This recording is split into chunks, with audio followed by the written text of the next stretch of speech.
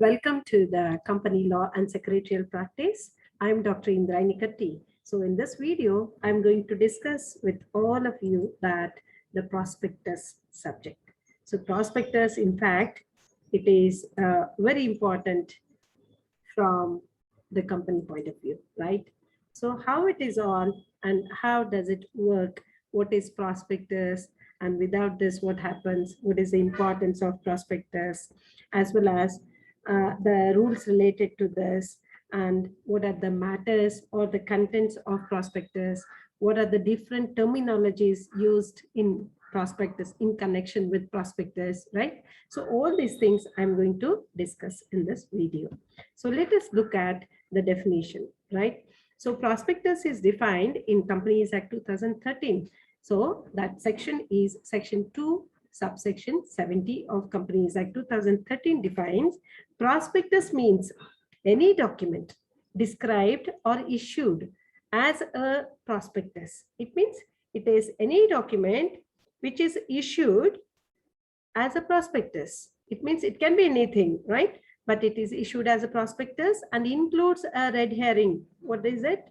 Includes two words are used here, that is red herring prospectus referred in section 32 of Companies Act, or shelf prospectus, so another one is shelf prospectus referred in section 31, or any notice. One more thing, any notice, circular, advertisement, or other document inviting offers from the public for the subscription or purchase of any securities of a body corporate. So what is this is, in fact, there is a condition that prospectus is always in writing, and what this definition includes, or what does it mean, what all are the things are there in this definition. Let us brief it with this chart. Okay, see now, the prospectus is any document described or issued as a prospectus. Okay, so those issues are of two things. What are those?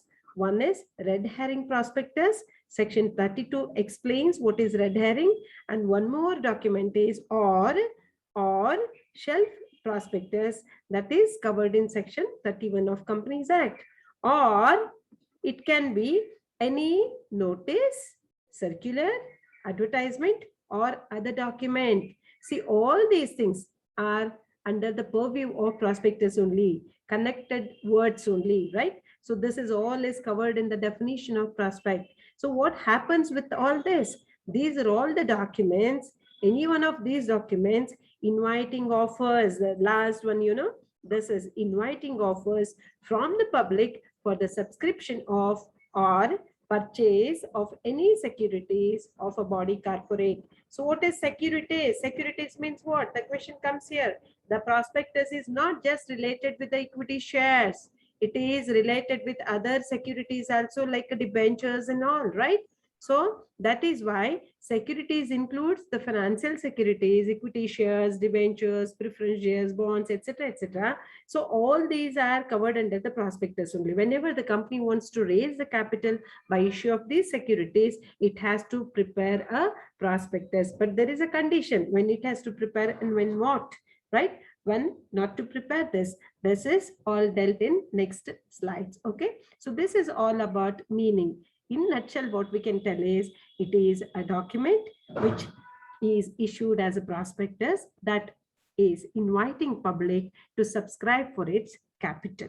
So total amount of capital includes different sources of capital that may be an equity, preference, or debenture. So let us come to the terminologies which are used in the same definition, and along with that one more type. That's why this is types of prospectus. What are the types of prospectus? Different terminologies are used, So the first one is abridged prospectus, deemed prospectus, shelf prospectus, and red herring prospectus.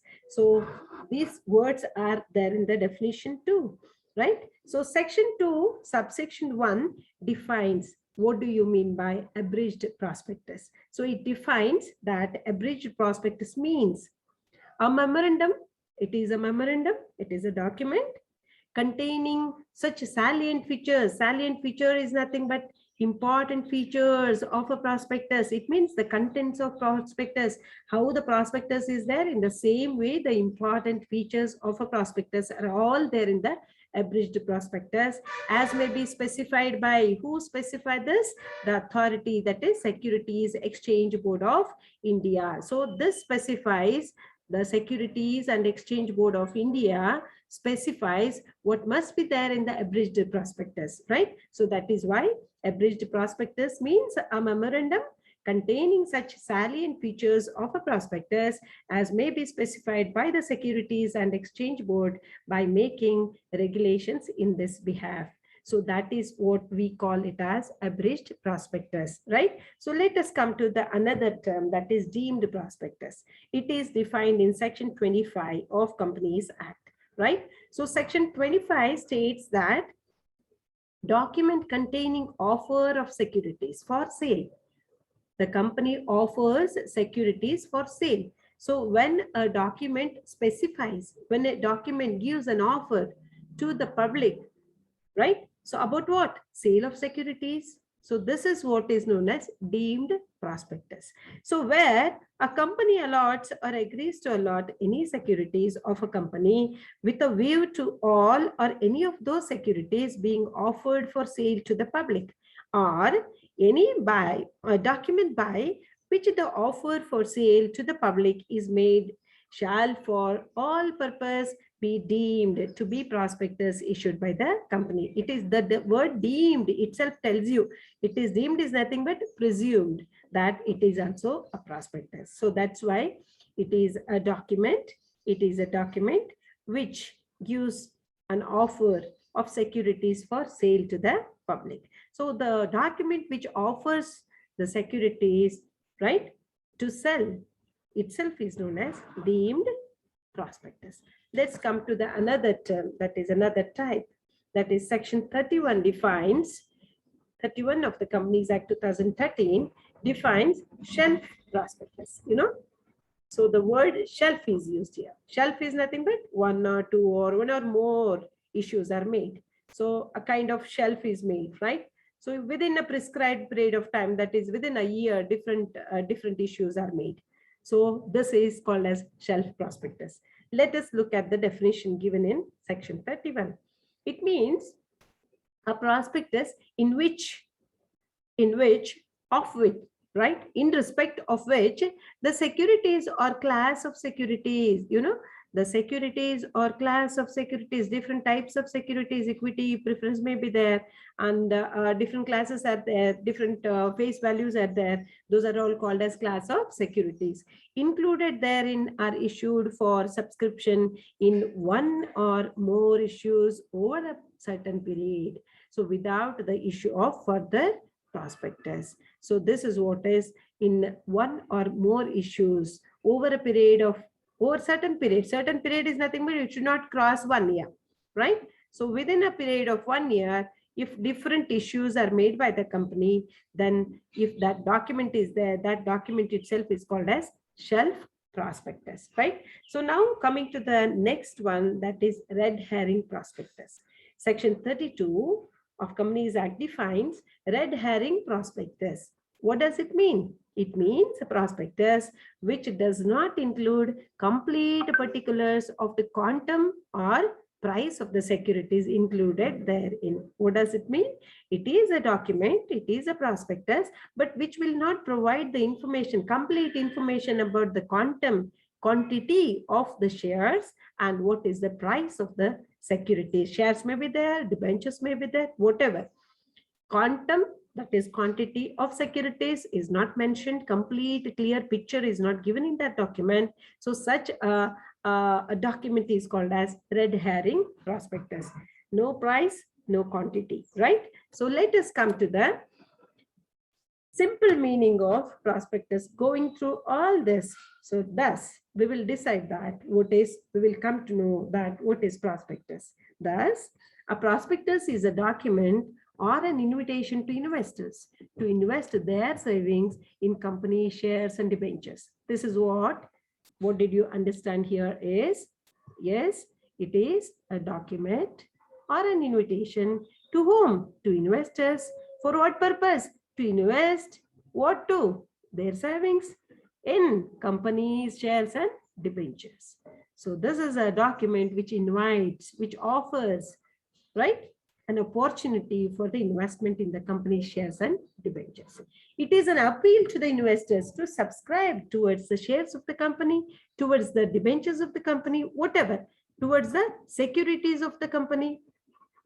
Okay, so it is an appeal made to the investors, subscribe towards the capital. That capital includes share capital, maybe equity, preference, debenture, etc. Right? So let us deal with the concept of issue of securities. So what does this issue of securities includes? There are two things, securities can be issued through two ways. That is collection of capital from the public. It is related with the public company limited. I'm focusing not the private company, but the public company. Okay. Public company limited, right? So there are two types. One is public issue. Another one is called as private placement. There is one more, we can call it as rights issue as well as bonus issue, right? Bonus shares. Rights issue, bonus shares issue, right? Bonus issue is also made. So those are all also there, but mainly what we are focusing here is one way is through the public issue, another way is through the private placement. And the scenario where the prospectus is prepared and how this is all is done, right? If the company is going to collect, the capital from issuing the securities to the public. Open offer is given to public. Initial public offering, IPO may be there. Okay, initial public offering may be there. Further public offering may be there, right? So whatever, when the company offers securities to the public to subscribe towards the capital of the company, at that time, the company has to prepare a prospectus. Company has to prepare a prospectus, right? The another scene is there, a private placement. Private placement, private word is not connected with the private company here, purely private company. No, this is also a public company limited, but private placement means it is a process wherein the securities are placed with their own friends and relatives, right? Friends and relatives. The promoters have got their own circle of friends and relatives who are ready to, on their toes to supply the funds to you by buying the securities of your company. Getting my point? So private placement is the promoters or the directors of the company are damn sure of collecting the required amount of capital by issuing securities to their own friends and relatives. That is what we call it as private placement. So in this situation, when the company's promoters are getting funds from their own circle, then there is no need to prepare prospectus. The company will prepare only the statement in lieu of prospectus. It will prepare only a statement in lieu of prospectus. And this is what is filed with the ROC. ROC is Registrar of Companies, right? So statement in lieu of prospectus is prepared and ROC will receive this from the company side. Clear? Here, what happens is prospectus is prepared. One copy is filed with ROC. ROC will get the copy. So you have to get the assent of the ROC, green signal from the ROC. Then the company will issue it to the public. Okay. So then the same prospectus is issued to public to get the subscription from the public. Okay, so this is what seen over when we are preparing prospectus. If the company is going for public issue, offer is given to the public, and another way of collecting capital is by private placement.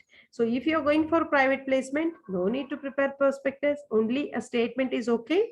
That statement itself is called as statement in lieu of prospectus. So let us come to the meaning, theoretical meaning of statement in lieu of prospectus. So what does it mean? where a public company does not invite public to subscribe for its shares, but arranges to get money from private sources. That private source itself includes their own circle. Okay. So private source itself is called as friends and relatives are there in this, right? Friends and relatives of the people who are collecting. Promoters may be there, or the we can call them as the directors, promoters, etc. Right? Okay. So this is what it need not issue at that time. It need not issue prospectus to public. Okay. The question of public issue doesn't arise there. Okay. In such case, promoters are required to prepare a draft prospectus that itself is known as statement in lieu of prospectus, which should contain the information required to be disclosed, right? So next, let's move on to the registration of prospectus.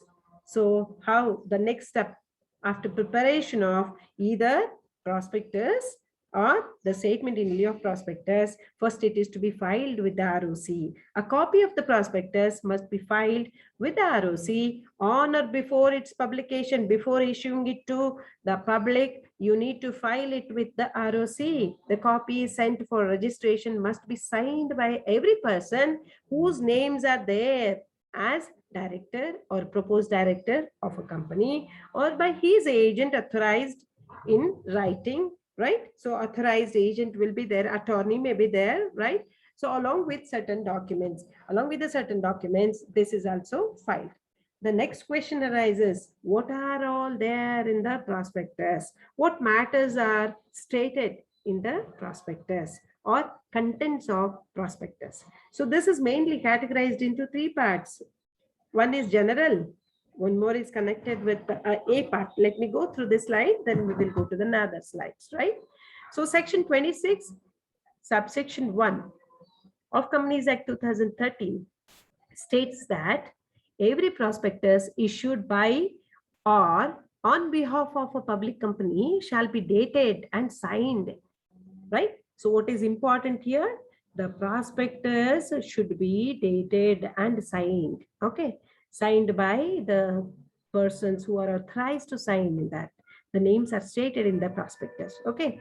And a state, first one, state the following information along with this date and I sign, signature is there, ROC has signed, and it is dated also, right?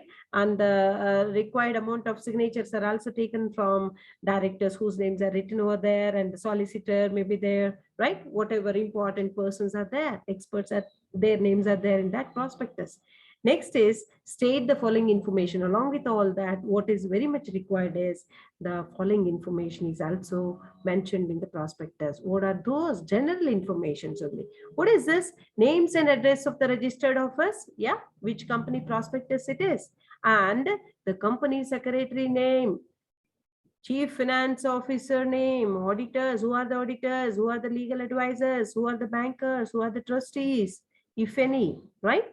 And who are the underwriters, that is also there. And the dates of opening and closing, second information is connected with the dates of opening and closing of the issue, when opens, when the issue opens, when it closes, right? And the declaration about the issue of allotment letters, refunds within the prescribed time. So the declaration should have to be made there only in the prospectus. And the third one is a statement by the board of directors about the separate bank account. So the company has already opened a separate bank account wherein it is going to collect the amount which is collected through the subscription, right? So next one, fourth one is details about the underwriting of the issue. Who are the underwriters, names and addresses, right? And the terminal terms also there. Then fifth one is consent of the directors, auditors, bankers to the issue, experts' opinion, if any, and of such other persons as may be prescribed. It means the directors whose names you are going to write, auditors, banks, etc., their consent is very much required. By obtaining their consent, their names are stated in the prospectus. Okay. Next is the authority for the issue and the details of the resolution passed thereof. So which is the authority to whom you have given this issue management and all? And have you passed any resolution in relation with this? So that resolution also, the details about that also is mentioned in the prospectus. Next is procedure and time schedule for allotment and issue of securities. What is the procedure and what is the time schedule? Everything is stated. Next comes very importantly, the capital structure of the company. What are all the sources of the company, right? What are all the sources? Equity, preference, debentures. How about the proportion of all this? Capital structure is in detail. It is also given in the prescribed manner. Okay. And the main objects of public issue. Why the company is going for public issue? What kind of objects it has got, terms of the present issue, right? So this is also there in the prospectus. Next is the main objects, present business of the company and its location, schedule of implementation of the project, etc., etc. That is also is a part of prospectus. See, look at this. Prospectus is lengthy, right? It includes so many points. And in the next point, particulars relating to the management perception of risk factors. So what are the risk factors? It has to do the SWOT analysis and all, right? So what risk factor is that? That is also stated because looking to this document, so many investors, they are going to invest in your securities. That's why everything is clearly given. Transparency is maintained and minimum subscription. It is also there. The amount of minimum subscription, what is that? Amount payable by way of premium, etc., etc. Details of directors, including their appointments and the remuneration and such other particulars. That is also part of this, okay? And disclosures in the manner as may be prescribed about the sources of promoters' contribution. How much promoters have invested in this promoter stake. That is very important, you know. The starting point in the starting period, the promoters have invested. So their stake should be intact. Then only the companies invest. So many investors still now, before investing such securities, they look at what is the stake of the promoters. Is it shaken or it is still constant? Okay. So next one, the very important second point, B point, is reports for the purpose of financial information. This is what is given, you know. In the first information, you have taken it. It is, I told you, it is categorized into three parts. That A is along with the date and signature. The following informations are all stated in the particulars. That A point, it is highlighted here, you know. This is a A point. And in the next slide, it is a B point. It is the main thing which shows about the financial information to the potential investors, to the public, right? So reports for the purpose of financial information. What are those reports? The first one is reports by the auditors, right? Auditors, they look at the things and they prepare a report, so that the auditor's report is very important. So almost the investors depend on the opinion expressed by the auditor, because he is an expert of the financial field, right?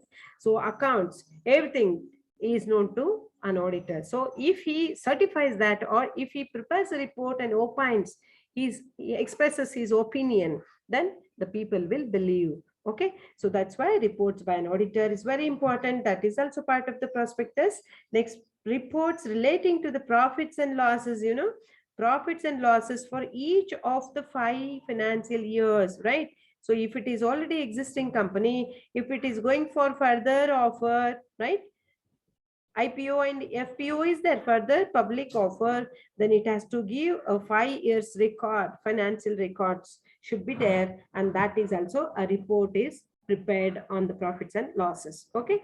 Then the last one is, the final thing is, make a declaration about the compliance of the provisions of this act. Okay. So finally, at the end of this prospectus, there is a declaration about the compliance, all the procedures, all the rules which are set by the law. The Companies Act is there. So many acts are applicable to the companies and all. So everything is intact. Everything is as per the norms of the law sets. So this is what a final declaration which is made.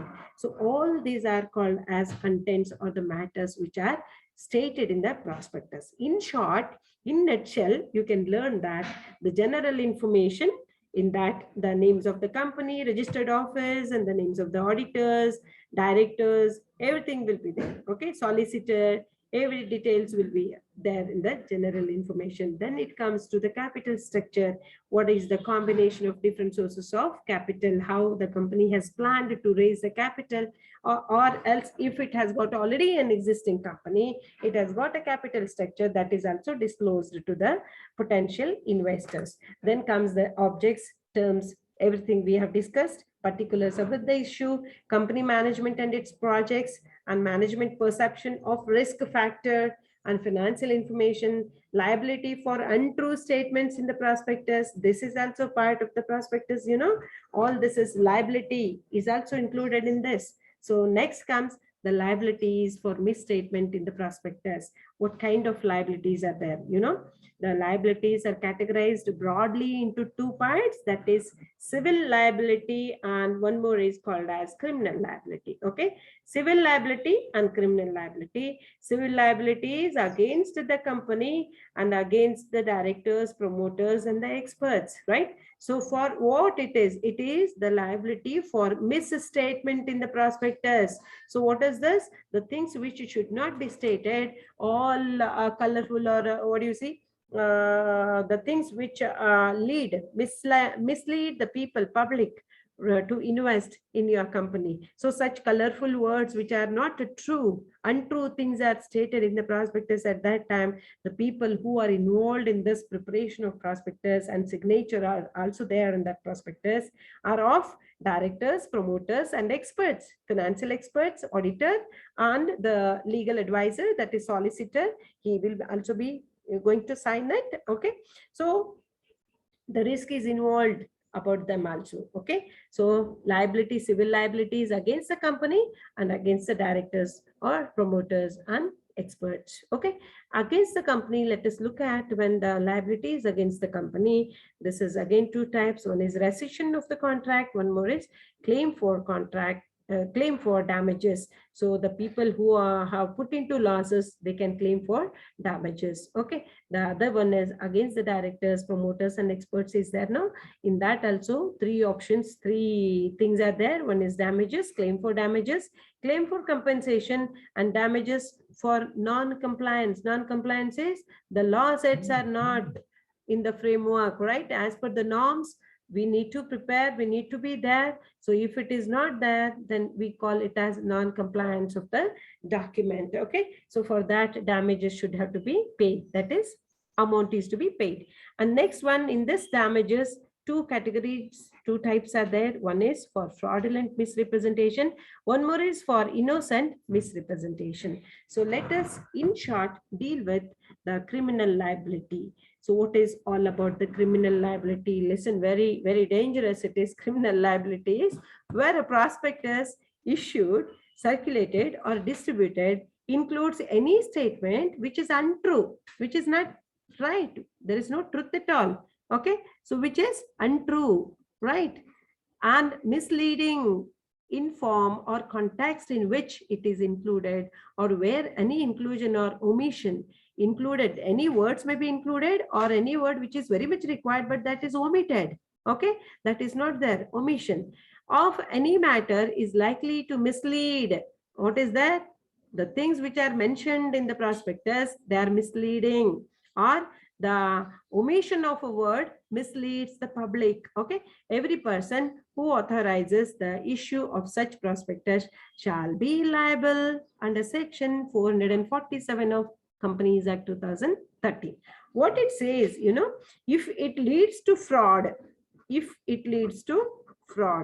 okay, so then he shall be punishable with imprisonment for a period, for a term which shall not be less than 6 months, but it can be extended till 10 years. Okay, shall not be less than how much? Less than 6 months, but which may extend to 10 years. And shall also be liable to a fine, not just the imprisonment, but also he can be made liable to make the payment.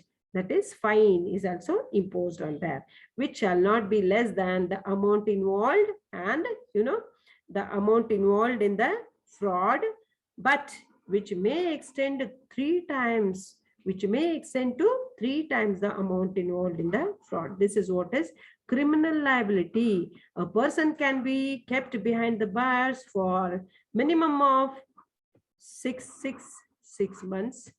Okay, minimum of 6 months. It can be extended till 10 years.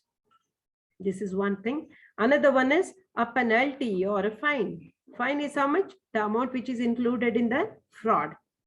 Or it can be extended 3 times. Till 3 times of the fraud amount, it can be extended, right? So this is all about criminal liability.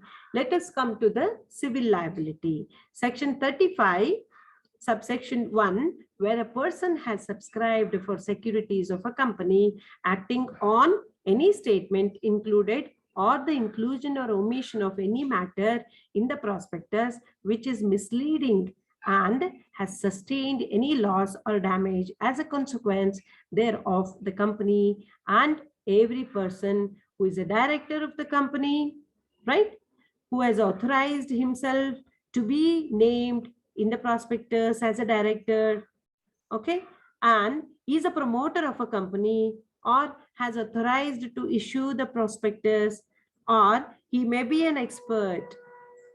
Expert may be a solicitor, legal expert may be there, finance expert may be there, right? So all these persons are held responsible, okay, to make they are liable to pay compensation, right? Getting my point? They are all liable to pay compensation to every person who has sustained, right? Sustained loss or damage. It means to outsiders, to investors, those who believe your words, which is there in the prospectus, and your name is also there. Your name is also there in the prospectus. If you are a director or authorized yourself to be named in the prospectus as a director, right? Or you are a promoter, or you are authorized to issue the prospectus, or you are an expert, legal advisor, legal solicitor, or a financial expert, or anybody who is you have got your own expertise in the field which is connected with the company's establishment. Then if your name is also there, all these people whose names are there in the prospectus are held liable to pay compensation to every person who has sustained loss or damage. Is that clear? So this is all about civil liability. Then comes remedies for misstatement. The same thing we have learned it in the chart. Here the chart is shown. The damages, claim for the damages, compensation should have to be paid. So this is all about the prospectus of the company, right? So we have learned the things which are there in this prospectus, the detailed information about the prospectus, everything you have learned. So here, let me complete the subject prospectus. In my next video, I'm going to start another chapter. Thank you.